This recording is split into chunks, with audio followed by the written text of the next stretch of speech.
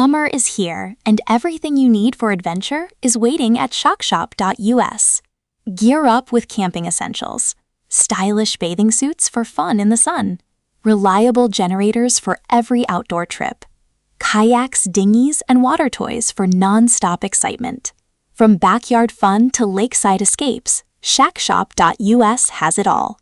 Shop the summer sale now and save big at ShackShop.us. Hasan Piker sparks controversy. After saying Israel has no right to exist in its current form. YouTube video script. A heated debate over Israel, Palestine, and the meaning of a nation's right to exist is once again dominating online discussion after popular political streamer Hasan Piker made controversial remarks during a recent interview. The comments, made during an appearance on The Breakfast Club, quickly spread across social media and news outlets, drawing strong reactions from supporters and critics alike. At the center of the controversy was a question posed by radio host Charlamagne the God. Do both Israel and a future Palestinian state have a right to exist? Piker's response immediately ignited debate.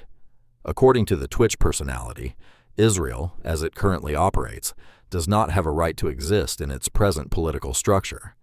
He argued that his criticism was directed at the state's governing framework, rather than the people who live there. Piker described Israel as what he considers a colonial project and an apartheid system, claiming its policies toward Palestinians disqualify it from legitimacy in its current form. His comments quickly became one of the most discussed moments of the interview. To explain his position, Piker compared the question to asking whether other historical governments deserve to continue existing.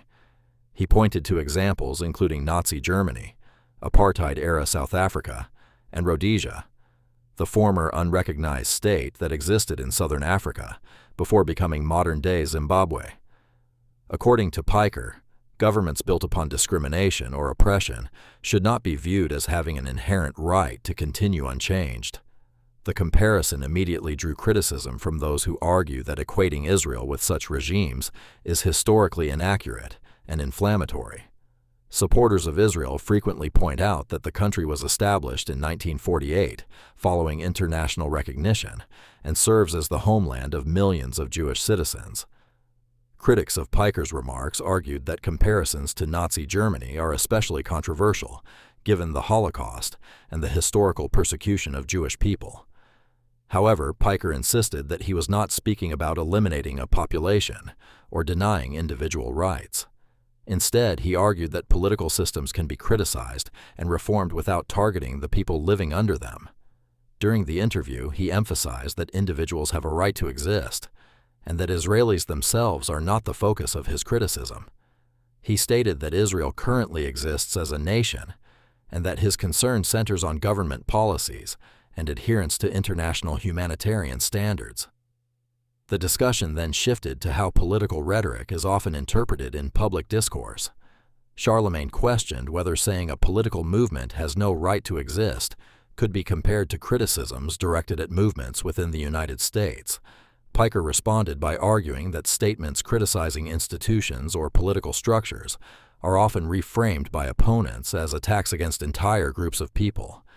He suggested that critics frequently take comments about systems and portray them as calls for harm against individuals. According to him, that interpretation misrepresents the actual argument being made. The exchange highlighted a broader challenge in modern political discussions, where disagreements over policy frequently become debates about intent and language. The phrase, "right to exist," has long been one of the most contentious expressions used in discussions involving Israel and Palestine. Supporters of Israel often view recognition of Israel's right to exist as a fundamental requirement for peace and diplomacy. Many Jewish organizations and pro-Israel advocates argue that denying Israel's right to exist effectively questions the legitimacy of the world's only Jewish majority state. On the other hand, some activists and critics of Israeli government policies argue that the phrase can be used to redirect attention away from specific actions taken by governments. Piker echoed that perspective during the interview. He argued that asking whether Israel has a right to exist often shifts public attention away from discussions involving Palestinian rights and allegations regarding Israeli conduct. According to him, the question is frequently framed in a way that portrays critics of Israeli policy as seeking the destruction of Israel or harm toward Jewish people. Piker rejected that characterization and stated that his criticism should not be interpreted as support for violence against Israelis or Jews. As the conversation continued, another controversial topic emerged. Charlamagne referenced comedian Jerry Seinfeld, who recently made headlines after an interaction involving supporters of the Palestinian cause. Reports indicated that Seinfeld was approached and asked to say the phrase, "Free Palestine." His reported response, "It doesn't exist," generated significant discussion online. Piker strongly criticized Seinfeld's comment. He accused the comedian of promoting a dismissive attitude toward Palestinian identity and nationhood. According to Piker, denying the existence of Palestine ignores a long and complex history in the region. He argued that Palestine existed as a recognized geographic and political concept long before the modern State of Israel was established. To support that claim, Piker referenced the historical period of Ottoman control over the region, followed by British administration after World War I. He noted that the area commonly referred to as Palestine existed under multiple governing authorities prior to Israel's founding in 1948. The history of the region remains one of the most disputed and emotionally charged subjects in international politics. Different groups often emphasize different historical events, documents, and legal interpretations when discussing sovereignty and national identity. For Israelis, the creation of the state is often viewed as the fulfillment of Jewish self-determination following centuries of persecution. For Palestinians, the same period is frequently associated with displacement, loss of land, and the beginning of a decades-long struggle for statehood. These competing narratives continue to shape political debates around the world. Piker's comments have once again placed him at the center of those debates. The streamer has built a massive online following by discussing politics, social issues, and international affairs from a progressive perspective. With millions of viewers across streaming platforms and social media, his opinions often attract significant attention. Supporters view him as a commentator, willing to challenge powerful institutions and mainstream narratives. Critics, however, accuse him of using inflammatory rhetoric and making statements that oversimplify complex geopolitical issues. This latest controversy appears unlikely to fade quickly. Clips from the interview rapidly circulated across X, YouTube, TikTok, and other platforms, where users debated both the substance of his arguments and the language he chose to use. Some viewers praised him for openly criticizing Israeli policies.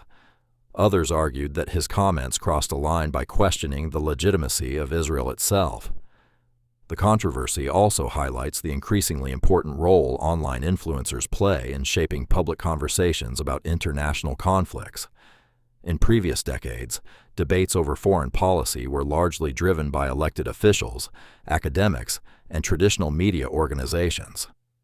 Today, digital personalities with massive audiences can have an enormous impact on public opinion. Whether one agrees with Hasan Piker or not, his remarks demonstrate how influential online voices have become in discussions surrounding one of the world's most enduring and divisive conflicts. As tensions in the Middle East continue to generate global attention, statements from high-profile commentators are likely to face intense scrutiny from all sides. And for now, the debate surrounding Hasan Piker's comments, Israel's future, Palestinian statehood, and the meaning of a nation's right to exist shows no signs of slowing down. What do you think about the controversy? Should criticism of a government be separated from questions about a country's legitimacy? Let us know your thoughts in the comments below. And if you found this report informative, don't forget to like the video, subscribe to the channel, and turn on notifications for more breaking news and political analysis.